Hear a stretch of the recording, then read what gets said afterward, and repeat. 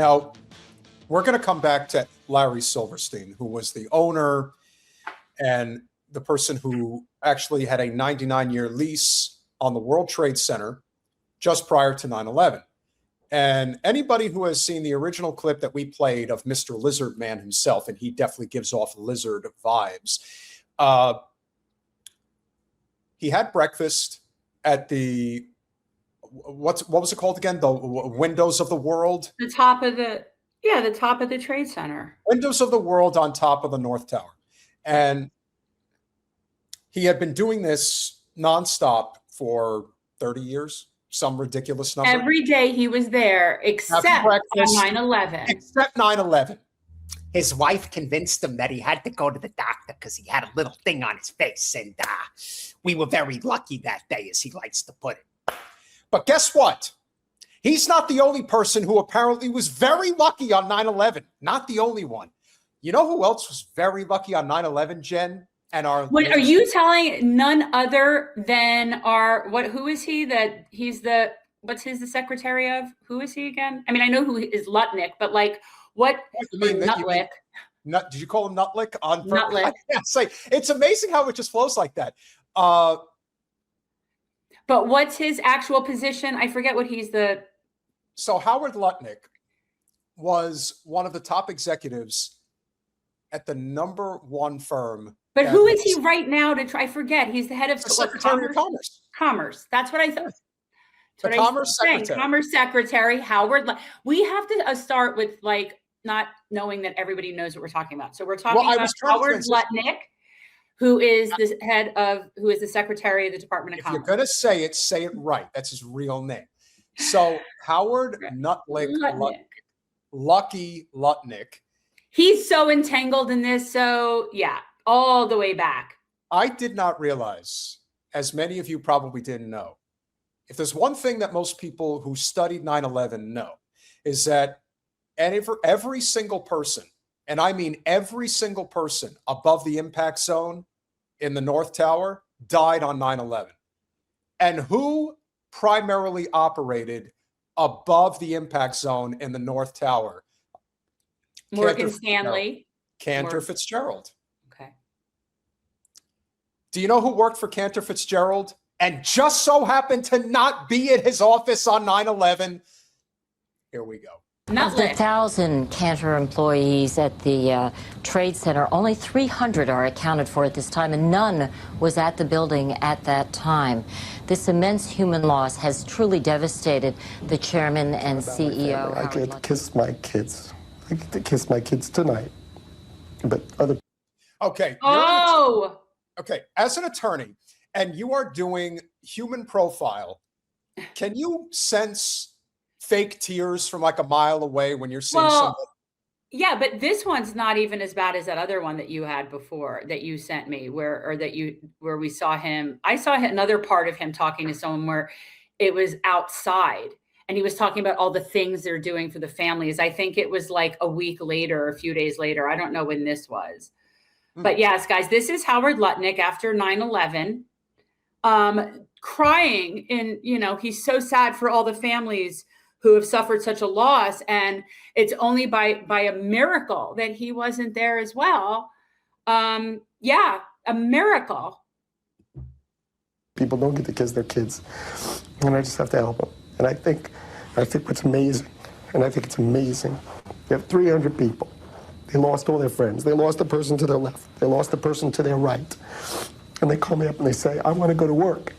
I said, why do you want to go to work? Let's just go to funerals. They go, no, I want to go to work. I can't stay home. I can't stay home. I have to work. I have to do something. And so they actually wanted to try to figure out how to be in business. It's unbelievable. It's great. It doesn't make any sense. But the reason they want to be in business, and there's only one reason to be in business, is because we have to make our company be able to take care of my 700 families. 700 families. I have 700 families. I can't say it. I can't say it without crying. Yeah. But yet there's a lot of misinformation that he has given about where he was and what he was doing, and not knowing the name of his kid's school, and not know, I mean, there's a variety of things. Like there were two different, so he said his kid went to one school, but he was actually dropping him off at another school. So there's some stuff there that's a problem, but not the least of which is it just happens to be on that day that he wasn't there. Hey, Erica Kirk would have been very impressed with that performance. Well, he's better than she is. Well, here's one thing that when you're looking for a piece of evidence where you would say, okay, did he or did he not give part of the game away? It turns out that he did. Now, you didn't hear it in this part of the interview because we're not going to continue to just play clips all day long. But what he did say in that interview was that the reason why, of all the mornings, like Larry Silverstein, that he just so happened to not be at the office at Cantor Fitzgerald on time, which I believe was 8 a.m., about, I want to say, like 20 minutes or so before the first plane hit, was that he was taking his son to school for the first day. It was the first day of school, he claimed, September 11th. Now, I'm from the Northeast, and anybody who knows anything about going to school in the Northeast knows that school starts in and around about Labor Day. When was Labor Day? The week before. When was the first? But here's the last thing that I heard, which is why I don't know anything about this. He had said that he dropped his kid off, I believe, at Horace Mann, but he didn't.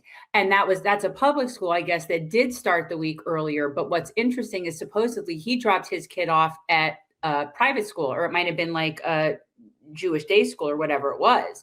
Yeah. And that the 11th was the first day. So I heard a couple of different things, but either way, it is way too convenient that that was the only day in however long that he wasn't in the World Trade Center. You mean to tell me that the person who at the time,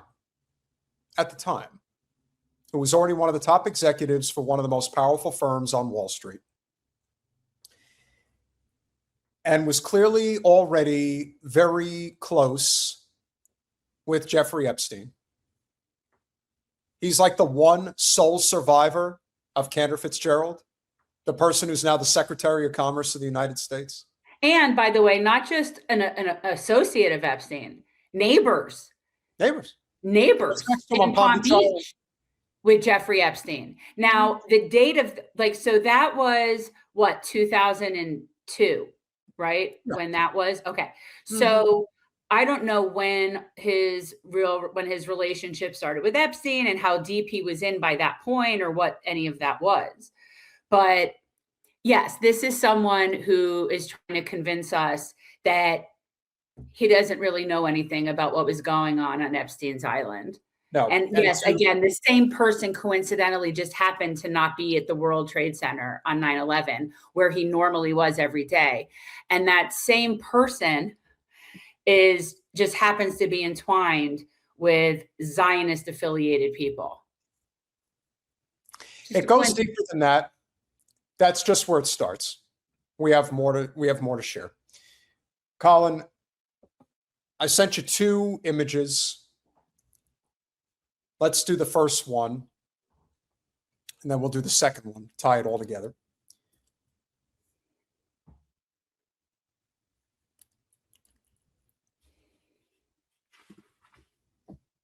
This was from just a little while ago. This is today. Larry Silverstein, lucky Larry Silverstein, acquires 99-year lease for the Twin Towers just 6 weeks before 9/11, insures both towers for $3.2 billion against acts of terrorism, and ensures he can build new World Trade Center complex if destroyed. With allegedly, we have to use that term very carefully now. Wife allegedly convinces him to attend dermatologist appointment on morning of 9/11 instead of scheduled meeting in North Tower.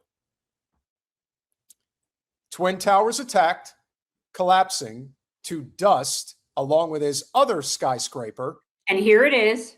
He also owned World Trade Center 7. He owned that building. There's that. That's pretty massive. And remember, Building 7 is that's the canary in the coal mine. You're not even allowed to talk about Building 7. And this is the thing that got Abby Martin in so much trouble years ago, because she was a 9/11 truther, and a lot of it basically had to do with Building 7, and no one wanted to talk about it. But because it was such a controlled demolition, because it was far enough removed from the towers, there's no reason to think that it would have been collateral. Like, it looked so predetermined. It looked so set. So yes. So the fact that he owned that and those, yeah. Seriously, those are his 3 buildings that he owned? All plummeting at near tree fall speed. Files insurance claim for $7 billion, argues attacks on Twin Towers consisted of 2 separate events, thus double compensation required. Settles for $4.5 billion with a B compensation on Twin Towers and collects millions in other insurance payouts. Builds new World Trade Center complex. But that's not all. So here's a little caveat of history that a lot of people don't know, why everybody says it's a Jewish cabal.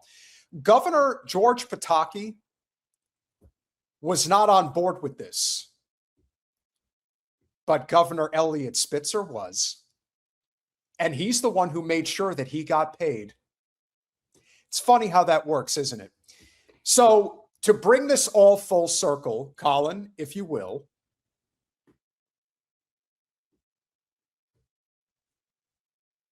I think these people need to learn Mangione monetary theory. That's what I think. Silverstein, Cantor Fitzgerald, to raise nearly $2 billion opportunity fund. It is among the largest targeted funds to be directed at opportunity zones. People When killed. was this? I believe this was in lead up to the construction of the new World Trade Center. Okay. So this was after 9/11. Correct. And this is Silverstein and Lutnick coming together for this major financial opportunity to rebuild the place that they were supposed to have been dead in, but weren't, miraculously, both of them together. As Chanel points out, they kill people like it's nothing. Listen, you have Randy Fine, who we're going to get to in a little while, talking about how we need to put down Muslims like they're dogs. I mean, you really think that they hesitate when it comes to this? No, you have to be a psychopath. I actually appreciate something about that, because it's like, you know, when you talk about people that need to be put down, I think about rabid, disgusting people like Randy Swine. Like, that's who I think needs to be put down. That's what's so interesting. Like, he sometimes really gives me the best ideas for things that would be good for him, right? It's really interesting. It's very much like he projects that. Oh, yes, absolutely. And not only that, but I think it's fair to say that we would all be doing humanity a great service. You know, one of the things that the natives used to do way back when, part of the reason why their primary targets for animal kill were buffaloes and boars. And why did they choose those particular wild animals for the purpose of food? Well, it wasn't just food, it was conservation. And I have to tell you, there's a reason we call him Randy Swine. Randy Swine is a big hog. And if someone were to sacrifice Randy Swine, he would provide a lot of food and sustenance for a lot of people living in very depressed. Well, I'm just saying. I can vomit. All right, can we we don't need to skip ahead to Swine. Does anybody question at this point? Does anybody still not question the official narrative of 9/11, like the official narrative of the USS Liberty, of Jack's assassination, of the Gulf of Tonkin? Do you still believe this stuff? I have a question about this, though. So when this came out, was right, I don't know what year it was when they started talking about rebuilding the area. Like, I forget what year this was. Like 2005. Okay. So it was only 3 years later, right? Yeah, give or take. Okay, 4 years. so this was 3 years later. How come it wasn't more of a big deal and a coincidence that both of these men were miraculously spared when they were always there every other day? Why was there no connection? Because this is 3 years later and nobody thought, oh, both of these people have that same story. It's kind of weird that they were both not there when they should have been there. And then you see an article like this that came out where they're standing there together. How is this not figured out then? The fact that they basically told the exact same story of all the days I just so happened to not be there. Oh, and I happened to be going to the dermatologist. I was driving my kid to school, even though it's been shown that that's not actually what happened. Once you start screwing up like that, it's inevitable that something will be done. And you have often said, why do we get to this point now to even question whether the government or the powers that be will ever do anything to people that clearly have broken federal law? They're doing all these things. Because the empire is collapsing. You have to ask yourself, at what point does it become the citizens' obligation to do citizens' arrest? At what point do we have to start taking the law into our own hands, not in a negative way, but in a justified way? When does it become the obligation of the citizenry to do what is necessary to see that the law is either followed or that we create new laws so that we do what we have to do? This is why I come back, again, when I think of Thomas Jefferson, I don't think about him as the president. I think about him as the author of the Declaration of Independence, who once said that there will come a time where you will most likely have to create a new government. When the old, I can't remember the exact language that he used, but he basically describes how when the old way's not working anymore, and it's clear that it can never work again, you have to start over. That's what he wrote it in the actual document. So to suggest that we're not there, that it's crazy at this point. It's clear